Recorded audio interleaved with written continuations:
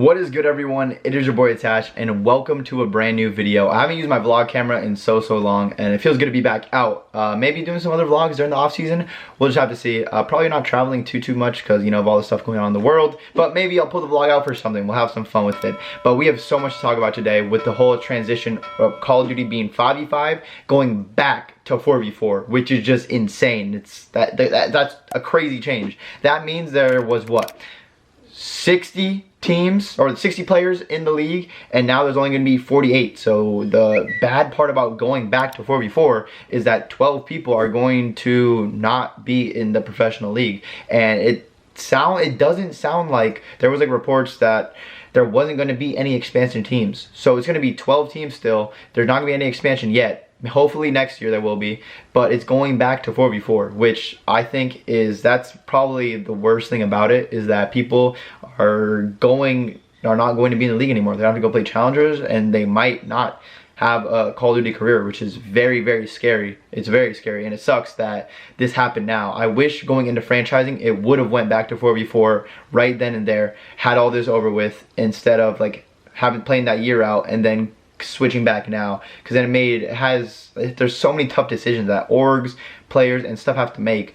and it's gonna be nuts. And I think this is definitely going to be one of the most competitive, if not the most competitive year of Call of Duty, because now that it got boosted up to 5v5, a lot of new players came up, and they showed that they were really good, they're really smart and talented, but now it's going back. So everyone has to drop a player off their team, and everyone wants to make the best team. So to make the best team, they're gonna try and get the best players. And now there's only 12 teams.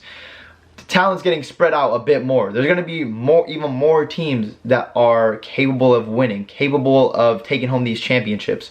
So it's kind of crazy. The bad parts about going back to 4v4 is that, like I said, 12 players are going to be out of a job in the pro league. There's still the challengers, and there's still amateurs that will, I'm sure, pick them up, and they can also still be like a sub for teams. But that's just so scary. Like that's crazy. That's crazy. Like just your career can just be like that. Like you were doing well, and then if you're an amateur player on the come up, and like someone like Mac, who got into the league this year, luckily I think Mac proved himself enough, and I think people in our team will be dumb not to have Mac on the team, because he proved himself enough. He was in the league long enough for everyone to see he's a very talented, very smart player. But someone who might have gone in the league late might not have had that time to show their talent and to stay in the league. So it's very tough. And even like some players, I remember Crimsix was talking about it on the podcast yesterday, where I think he was talking to like Felony, who just won, like Felony and Nogfin's team just won the Challengers tournament for 5v5. And now like they won that, they're hyped. They're like, yo, we're gonna make it back in the pro league. Teams are gonna want us, because they were definitely better than some players and some teams in the league. So it's just kind of crazy. But that's the bad part. And then also, I don't know how subs are gonna work. Like, I don't know if it's gonna be 1 sub per team or 2 subs per team now. I don't know what the exact rule is, but it's kind of scary and crazy that they're cutting back on a player now, and a lot of people are going to be out of careers. Your favorite players and your favorite teams might not have those players that you were supporting for their whole career anymore. So it's a very scary place right now. Now let's talk about why they switched. Okay, I think they switched. This is just like me saying it, because I think the fans, majority of fans, I would say, and viewers would say 4v4 was better. I actually want to know. Leave in the comments down below if you think 4v4 or 5v5 was more enjoyable to play, more enjoyable to watch. Let me know what you think, because I think, in my opinion,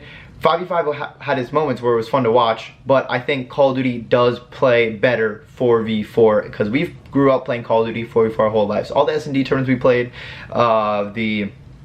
the lands we went to, they've all been 4v4. Most of what, if you guys are an older viewer and you've been watching for more than a couple years, you've grew up and you've been watching Call of Duty as 4v4. So I think 4v4 definitely plays better, and I think there's more strategy that goes into it. You could get away with a lot of stuff in 5v5. In 5v5, there's that's just that extra person, that extra body to do whatever they need to do. And now you get punished more in 4v4 if you make the wrong play, because there's less people on the map. That's less map control that you're gonna have. So I am excited that we're going back to 4v4 because I think the game will play better. I don't think Call of Duty should have ever switched away from 5v5. I just would, like I said, wish they would have done this before franchising happened. And I do think they only switched to 5v5 because in Black Ops 4 they wanted to give like the casual public match players the out of the box experience that the pro players had. So let's say they played 5v5, they're like, oh, that's 5 people on my team, and they watch the competitive, like, oh, that's 5 people. That's like the same game that I played, to give them like that out of the box experience. But I don't know. I don't know if Call of Duty should went to 5v5, but we'll see. It happened. We went to 5v5. Black Ops 4 and Modern Warfare. Black Ops 4 was pretty good. I think Black Ops 4 was an overall solid game. Modern Warfare was, you know, it was a game. Yeah. It was definitely a game, but yeah, I think another big thing is the org cost as well. We saw Crim6 tweeting about it, how orgs wanted to save money, which makes sense because going on with all the pandemic, like, the world pretty much shut down. Like, the world shut down. So we were honestly blessed and lucky to be able to even have a Call of Duty League and tournaments and games to be able to look forward to playing, games to be able to have fans and supporters and viewers watch. Like, it gave us something to look forward to with all the craziness going on in the world. So thank you to the Call of Duty League and all the teams and players for making that work. It was awesome, and I can only imagine, because they can very easily cancel the season. They could have very easily done that, and then everything's gone. Like that would have been crazy. So I'm just glad that we were able to have the season finish up. And now that we did that, I feel like the Call of Duty community could do anything. And even on the game that like wasn't the best, we still did pretty good view-wise. There was like at Champs, the finals, there was like over like 300,000 people watching. Some home series, they got over like 100K. So I feel like we still did pretty good viewer-wise, even just playing in an online tournament, not being in that LAN format. But I cannot wait for LAN events to come back.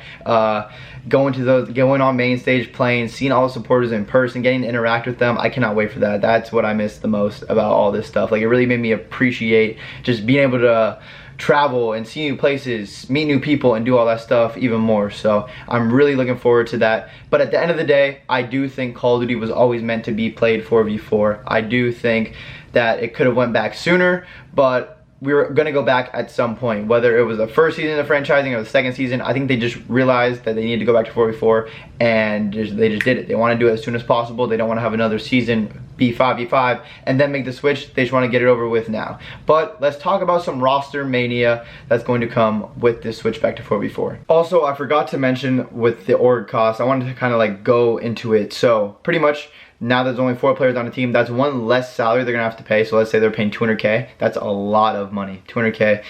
So to take that salary away, they don't have to pay for that extra hotel room at the events when we do start going to them again. They don't have to pay for that extra flight. So like, that's a lot of the things that they will be saving money on, and that's what I meant when I talked about, or when I said orgs cutting costs. That was probably the reason the orgs were all for going back to 4v4, because they're like, we save money, a lot of the viewers, a lot of the players want this anyways, why not do it? This roster mania is going to be insane. Now that's going back from 5v5 to 4v4, people are fighting to stay in the league, stay as a professional player, and fighting for a spot. So it's going to be the most competitive league we've had, and I don't think the roster mania will be crazier than the one transitioning into franchising, because you only become a franchise league once. So once Call of Duty did that, the franchise league is here forever until it randomly ends, but let's hope it never has to end. Hopefully Call of Duty League goes on forever. But I do still think this roster mania will be insane. There's gonna be a lot of switch ups, a lot of things you may be expecting, a lot of things you might not be expecting.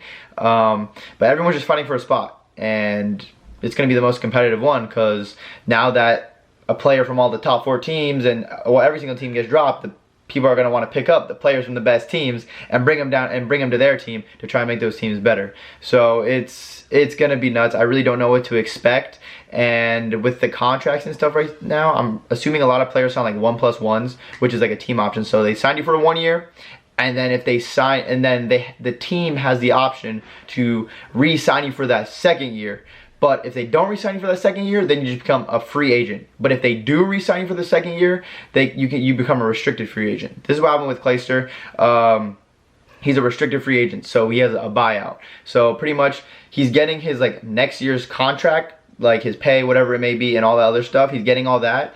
But like, let's say he just stayed on Dallas, he would be getting paid his like next year's stuff and all that stuff in the contract, because they re-signed him to his contract. But right now, they're probably trying to just sell him to teams and see what team he wants to go to and sell him to that team. So if they don't re-sign you though and you are an unrestricted free agent, you are free to go wherever you want. You have no obligation to any org. You can literally walk and go to whatever org you want. Alright, and now the 44 ROSTERMANIA is going to be pretty crazy, so it's all going to unfold probably in the next couple weeks, so be on the lookout for that. It's going to be nuts. I might do some like roster update videos when it all comes out and like big changes happen, to just keep you guys updated if you aren't always following. But make sure you're on Twitter, because Twitter is where like all the competitive Call of Duty stuff goes down. So make sure to be checking out on Twitter, follow attached, and then you'll see all the other people in the Call of Duty community to follow. But right now, let's get into some Twitter questions, and we'll wrap the video up after that. So let's see what you guys asked me. I'm happy to answer them. I'll answer them to the best of my ability. This question is from Soar Austin. Are roster changes completely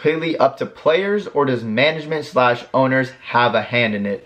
I think now in franchising, management / owners have pretty much majority of the say for most teams, compared to like back before franchising, when it was just like it was strictly players, like it's strictly a player thing. Players pretty much ran the teams. I think players still give their like thoughts about what they should do to the management, but at the end of the day, the management and the owners, they're the ones who invested millions and millions of dollars. So most of them will probably be making the decisions and working together on making that decision. JMC Clenny asked, how did it feel winning a championship this year with the new team? It felt great. I mean, because when you win a championship, it just means like that time and effort you put in paid off. So it felt really good to win. I truly wish we just could have done better at champs. I know we could have. It's just really frustrating the way it all ended. I wish we could have done better, because I know the potential our team had, and it was right there. We had a couple maps in both series where we could have closed out, but it's just really frustrating. So you can't dwell on it too much. Got to move on and learn from it and take it into next year and bring that fire, bring that passion, and do your best to win as many tournaments as you can and a world championship. So that's what I'm gonna do. The one and only Octane Sam asks, who is NY dropping? That's a very good question. That's a very good question. Honestly, I don't know the answer to that. It's gonna be interesting to see what all happens with his ROSTERMANIA, Sam. Maybe Sam wants one of us to go team with him on Seattle or something. I don't know, but I truly don't know who NY is dropping, so it's gonna be crazy. But just want to say good luck to everyone on the team. If it's me, it was an honor teaming with you guys. It was an honor representing New York, but we'll see. Hopefully it's, I don't know. I truly don't know what's gonna happen, but we'll see. That was a good question, Sam. Maniac asked, please try to explain in the video for the new CDL fans, what does it mean players that cut off like Clayster, or that get released like Clayster? When they are transferred with money, when they are free agents, when transfers are and signings window is closed, that would be great. I kind of talked about that earlier on. I think he's talking about the restricted free agent and the unrestricted free agent. Restricted is when you are still a part of the team and you have to get sold to another team. Unrestricted is you can go to any team you want, whatever team's hitting you up. You can walk to them, get a contract, sign right there. But when you are restricted, you have to go to a buyout. Both teams have to agree on the buyout, and then you'll get transferred over to that team. Through a Game asks, what esports company would you like to see join the CDL, and what locations do you think some new teams should be in? I think some more European teams would be good, like Madrid, also a Brazil team, Australia team. It is a shame no new teams coming when it is now 4v4. Yeah, I don't think they are expanding. I saw a couple of tweets about it saying that they don't think there'll be expansion teams this year. So hopefully the next year they can be more teams. But I would love to see like 100T get in. I don't know. I just feel like it just feels right to have Nadeshot in the Call of Duty community, and now his org in the Call of Duty community. So I would love to see them get in. I would love to see teams like an Australian team would be great. Madrid team would be great. Honestly, anywhere, like any team that can get in, it would make me happy, and it would be better just so more players have chances to come up, because there's so many talented players out there who get to showcase their talent when they get on the team. So more teams, the better. And that is going to do it for this video. Hopefully I can give you some good insight of all the 4v4 changes, the ROSTERMANIA and stuff, and I'm sure I'll be uploading more videos this offseason talking about ROSTERMANIA and whenever other changes are to come. But what team would you like to see join, the Call of Duty League? What location, what state, what city, what country, what teams would you like to see join the league? What organization would you like to see join the league? Leave it down in the comments below. I'll be reading all those comments, replying to a bunch. But thank you guys all for watching. I will see you in the next one. And as always, my name's Attach, and I'm out. Peace.